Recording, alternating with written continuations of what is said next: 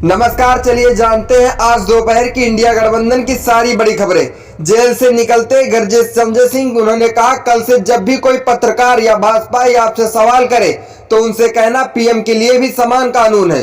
कल से देश के कई हिस्सों में मुकदमे दर्ज हो जाए, मोहाली से लेकर तमिलनाडु कलकत्ता तक, तो मोदी जी को पूछताछ में शामिल होना पड़ेगा। कल राहुल गांधी ने वायनाड केरल से अपना लोकसभा नामांकन भरा। नामांकन भरने से पहले की थी रैली, उमड़ी थी भारी भीड़। नामांकन भरने के बाद राहुल गांधी ने कहा यह लड़ाई लोकतंत्र और संविधान को बचाने की लड़ाई है।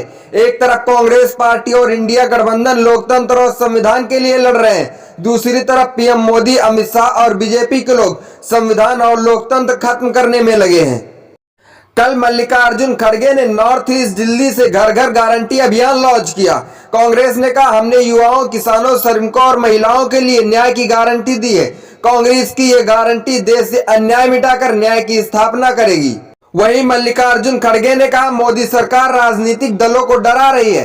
कांग्रेस पार्टी के खाते से 135 करोड़ रुपए निकाल लिए गए। क्या लोकतंत्र में इस तरह से चुनाव होता है?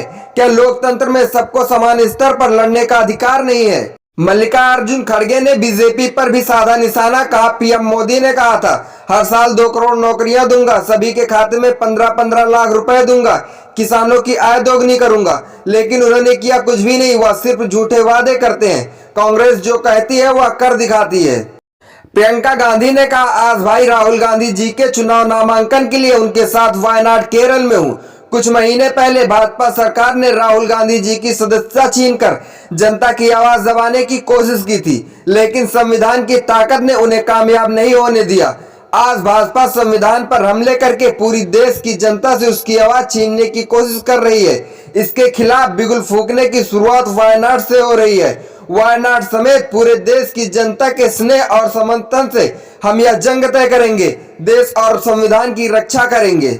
रेस्टोरेंट में खाना खाना या ऑर्डर करके मंगाना 10% हुआ महंगा, तो समाजवादी पार्टी ने कहा भाजपा ने 10 साल पहले जनता से महंगाई कम करने का वायदा किया था।